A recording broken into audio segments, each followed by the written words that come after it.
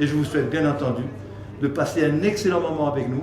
Surtout, n'oubliez pas, ces 4 heures que vous allez passer ici, c'est pour le plaisir. La compétition, ça c'est pour les émissions de télévision.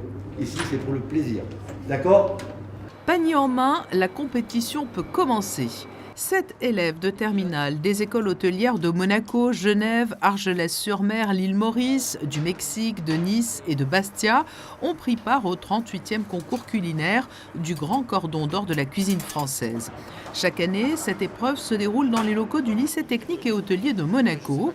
Pendant 4 heures, les chefs en herbe doivent plancher sur 2 figures imposées, l'une salée, l'autre sucrée.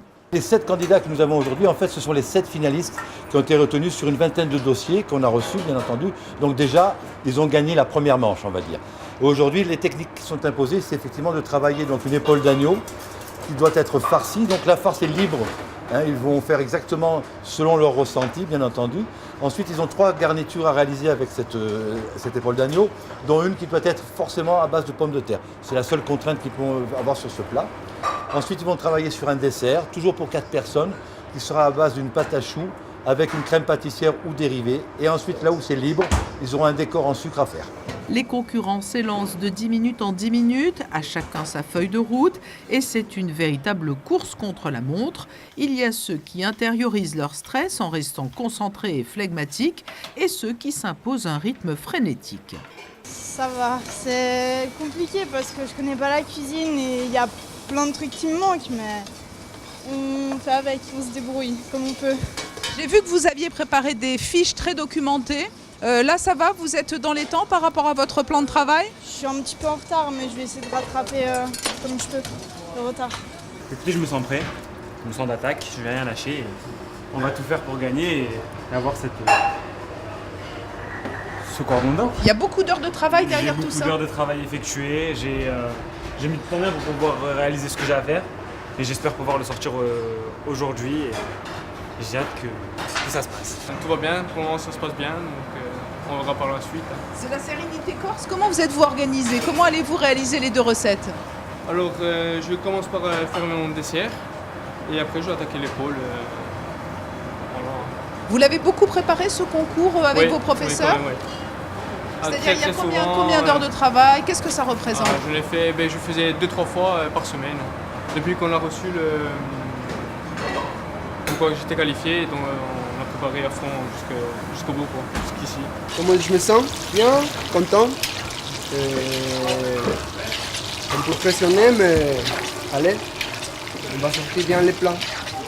Ben, ça va, on donne tout. Hein. C'est les choux revisités Religieuse d'état moderne. je suis dans les temps, enfin pour moi, donc maintenant il n'y a plus qu'à que ça attende que tout le monde passe et puis ça sera mon tour. Est-ce que vous avez rencontré quelques petits imprévus ou pas? Ça s'est passé comme vous le souhaitiez? Toujours. Mais ça va, c'est pas grave, ça se gère.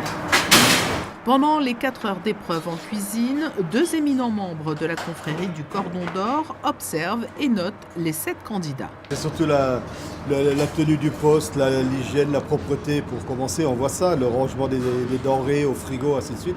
Et après, quand il y a la pratique qui se met en route, donc il y a toujours des petites choses qu'on remarque, bien ou pas bien. Il y a des annotations positives et des annotations négatives, bien sûr.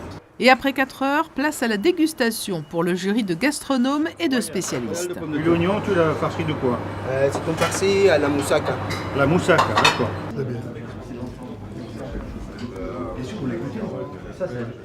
Pour des élèves, c'est déjà une très bonne présentation, une très bonne qualité.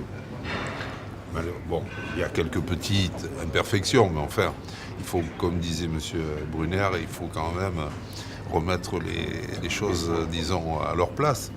Et c'est un bon niveau. Cette année, c'est encore quelque chose d'exceptionnel pour des élèves. C'est vraiment incroyable pour des élèves de faire des desserts de cette qualité.